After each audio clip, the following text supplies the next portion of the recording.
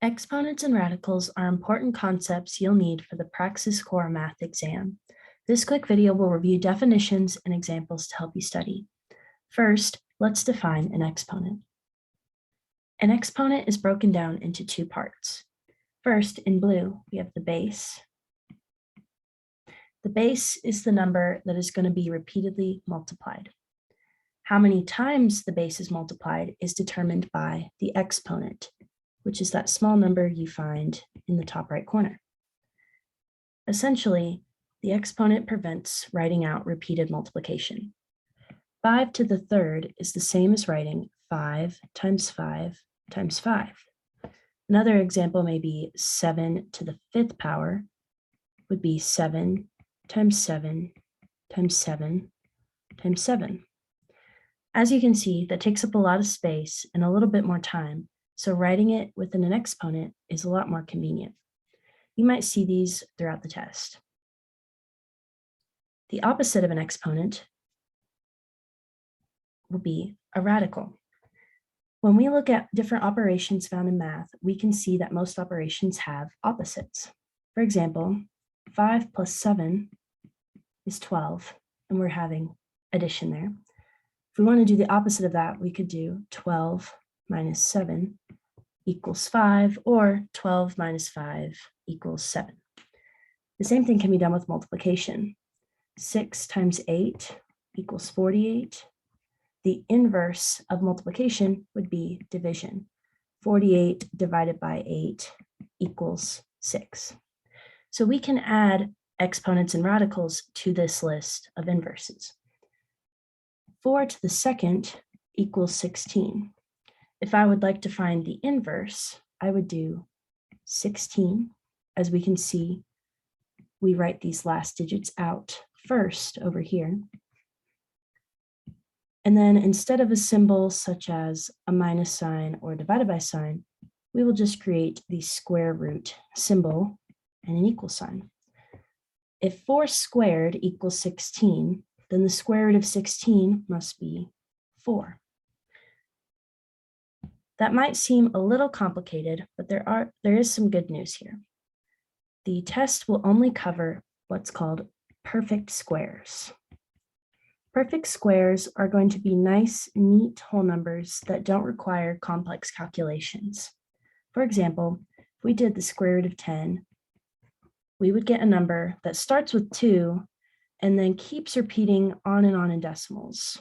Note that these numbers aren't to scale, but I'm just writing out numbers because that's what you would get in the calculator. A bunch of random decimals that go on forever.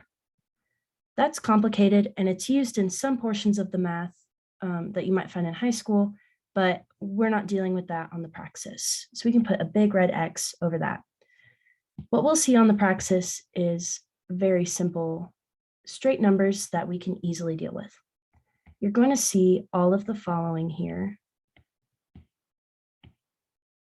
These are all going to be perfect numbers that are nice and neat.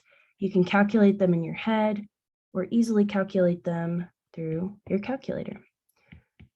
So I'll stop there, but all of these numbers are going to be whole numbers. The square root of 4 is 2, the square root of 9 is 3, the square root of 36 is 6, the square root of 25 is 5, and so on. These will all be nice whole numbers because they don't want you to do complex calculations that you might get with the square root of 10. If you find yourself getting these complex numbers, you've gone too far. So how might these be shown on the test? Exponents are typically going to be added within algebraic equations. So here I have 5x squared plus 24 equals 69. I would start solving this algebraically like normal. The first step I want to do is isolate the x. So I'm going to subtract 24 from both sides of the equation. That will leave me with 5x squared equals 45. Then my goal is to still isolate the x, so I'll have to divide both sides by 5. That leaves me with x squared equals 9. You might get stuck here because it kind of looks like the x is isolated, but we still have that bothersome 2 up in that right corner.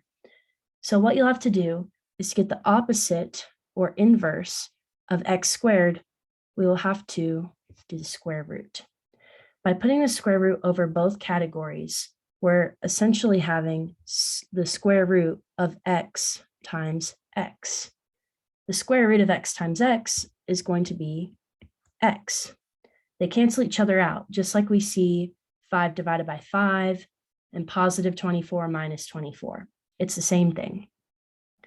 So we do the square root of x squared is x, and then we're left with the square root of 9. If we remember that all square roots on the exam are going to be perfect squares, we can try to figure out what the square root of 9 might be, if you don't have it memorized already.